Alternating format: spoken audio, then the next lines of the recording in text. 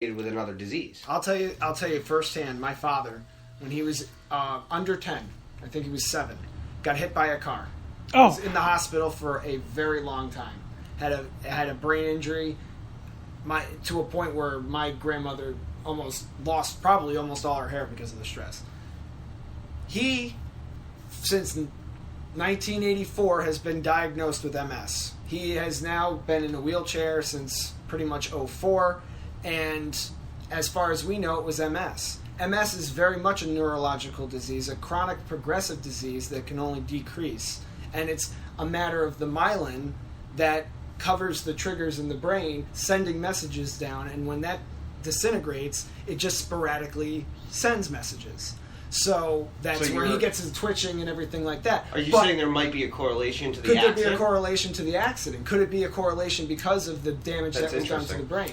And then, could that be the same thing that happened with Muhammad Ali for the amount of blows that he took in the ring? Did those blows to his brain put into effect him getting Parkinson's, is what you're saying? Or was it even Parkinson's? Yeah, because could it really be? My dad, as we all, as much of us already know about the MS or multiple sclerosis, it's something that affects people differently because it really comes down to where it's affecting it in the brain. So that also could be why it's being misdiagnosed, because if there's CTE or what they call this, damage in the brain, where is it affecting the brain? Maybe it's affecting someone differently because of where it is in the brain, as opposed to the symptoms that they're showing.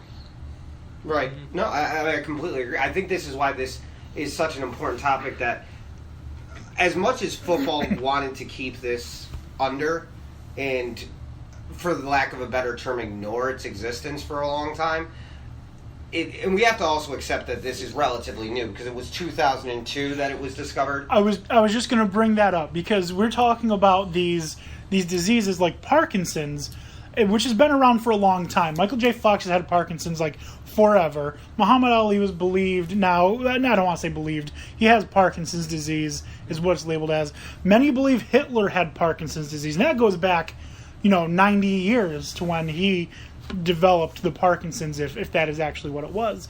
So how recent, how would the diagnosis for everything change as time goes on? That's what I'm interested to see.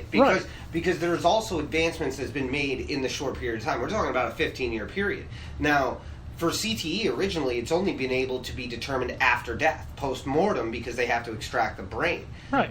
We have been fortunate enough, because this became a conversation, UCLA studies find that concentration of TAU proteins, that they can test, that through testing them can identify early onset CTE syndromes, which is an improvement, because if we can find out if this is happening in real time, then the likelihood for diagnosis is better to be found out while the person is living to be able to deal with it. Because what if Junior Seau knew that he had this? What if he knew that this was happening to him? Could he have gotten the help? Would it not have happened the way it happened? Right. That's the question. And so then obviously this, this goes into where could this go? Could you scan for it the same way you scan for cancer? Right, in theory. And that's why that, even though the NFL hates this so much, because it is damaging to the brand, and I get that, you want to make it seem like this is this wholesome family fun that we get 22 men to line up across from each other and beat the hell out of each other every Sunday, 16 different places across the country. But the thing is, what this is doing for medicine, the NFL should actually be proud of, because one, it may make their sport safer, it may make the longevity of their players safer, and it is expanding a certain area of medicine that could be affecting people well outside of the realm of football.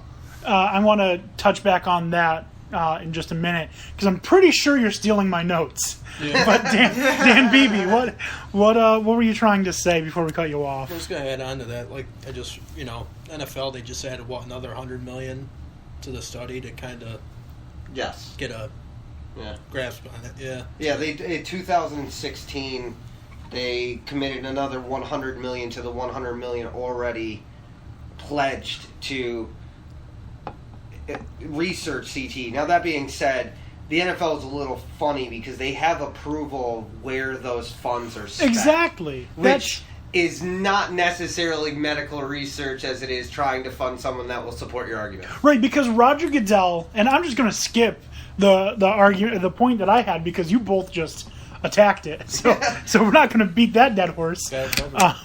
But Roger Goodell, I was listening to a local radio station, and the two hosts happened to be at Jets training camp. And they were talking to a bunch of the Jets. Yeah. Talking to a bunch of the Jets. After that radio show was over, Roger Goodell was also at Jets camp and tried to spin this as, oh, no, it's not an issue. There are plenty of people in the NFL who don't have CTE. Our records show that the NFL is safer now than it's ever been. Yes, because you're making improvements because of situations like this.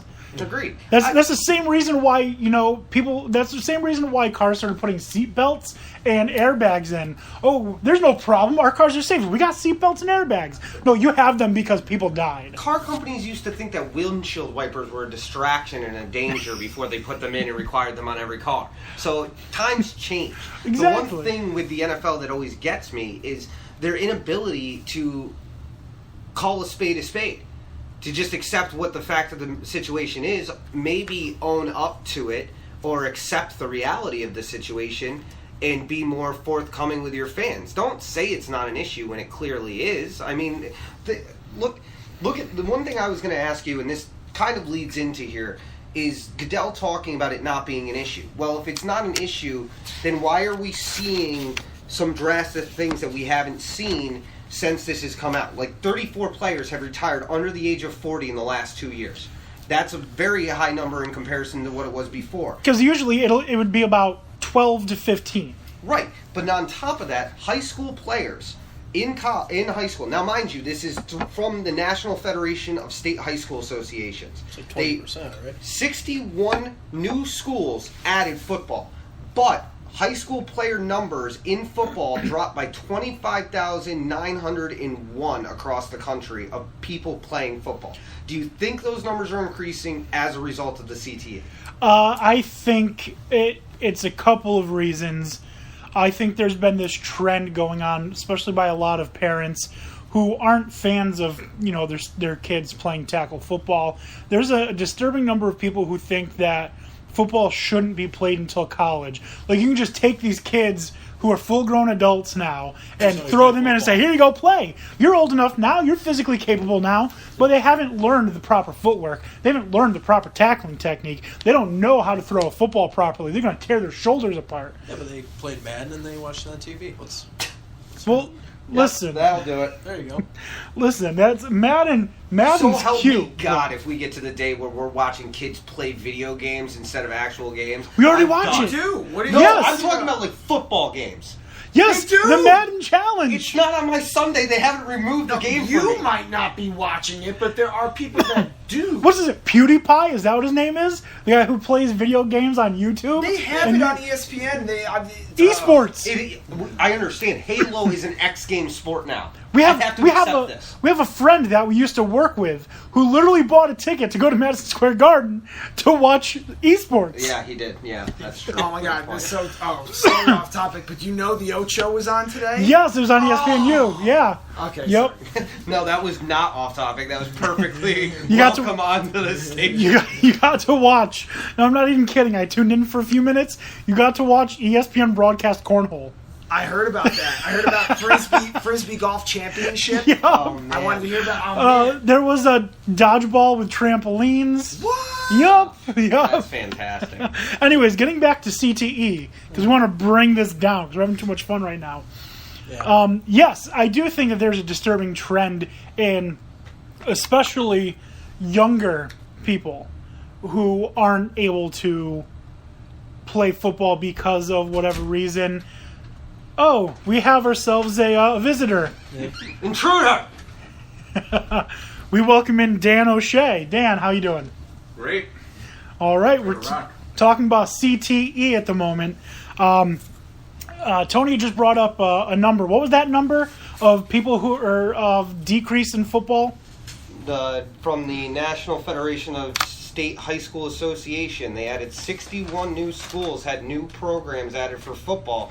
Yet the high school number of players dropped by 25,901 last year. Wow. Is that across the country? That is across the country. As far as any school that is a member of the Federation of, or the National Federation of State High School Association. I would like to see how that's split, because I guarantee 21,000 are in the north. At least, I mean, because down south, football is religion. Football is life. If you went to a school and tried to get kids in Kansas to stop playing football, they would rip you apart. I actually, the number you were talking about, the 20%, BB, that number actually is fact. That it was a 20% drop of people playing football in California alone last year. Well, we don't need more football in California. They've already got enough. We're already going to talk about enough football in California. Yeah, we are. I find it funny sometimes, and this might sound almost devil's advocate, but it's funny that people are finding this so surprising when, we've seen this in boxing, we've had questions in other sports, and just because these rosters are so big, there's more people and more hits that are happening. I feel like some people are feeling like they should have their cake and eat it too. Like they didn't expect this to happen. I blame ESPN for a lot of this, honestly, because if you remember back in the early to mid 2000s, they had that segment Jacked Up, where all they did was glorify the nastiest, most brutal hits. Yep. And what happened? You get players like Richard Sherman, Vontaze Burfict, who are just out there to lay the hit, not to make a good, clean tackle. No. You don't see as many good tacklers in open field. You see players who are trying to level someone else, because A, that gets them on a Sports Center, B, that gets them highlights, C, that gets them endorsements. Well, let me ask you this now. Let's take it back a little bit. Let's go back to the Saints. Let's go back to Bountygate. Mm-hmm. Yes. How many people on that roster collected money and probably have done permanent damage to the people they played? Was it 19 of them? I think it was 19 people admitted to accepting money, something like that. And at some points, people joked around about it, like, how big of a deal is this? People were saying when Tom Brady and the Inflategate was similar to the Bountygate because it shouldn't have been a big deal. It was a huge deal at that point. Really? Yeah, no, you're right. Because either one of them is a big deal. Because Will Smith, the defensive tackle for the Saints, was talking on record about how he felt a little disturbed that the coach wanted him to, quote-unquote, end Brett Favre's career. Yeah, that was apparently exactly what the coach said was end Brett Favre's career. Just, basically kill the guy. End his career. That's not sportsmanship. That's just straight brutality. And then we wonder why they're CTE. But then it's also on the players as well, because there's no reason after 9 concussions that Trent Green shouldn't, stop playing. Right. A lot of it is on him. Players. It is going to be the players' choice. There's no limitation on how many concussions you could have. Right? No, but as a person, you should be like, listen, this is just getting to be too much. I haven't played a full season in 6 years, and my brain hurts, so I'm gonna stop. I think we're expecting him to acclimate back into society properly. That's also hard to grasp too. Not necessarily acclimate back into society. I don't think he needs to be away from football because the guy knows his stuff. He can still be associated with football. No, it's just being able. That's definitely a different livelihood than he had before. Different, totally different. It's about being able to. What are you? What are you, new? I thought I silenced it. Silence your phones, boys and girls. Silence your phones before we silence you. Sorry. Yeah. But no, Trent Green, people applaud and laud the fact that, he had that, get knocked down, get back up spirit. Yes, once or twice. But if you get knocked down and you stay down, stay down.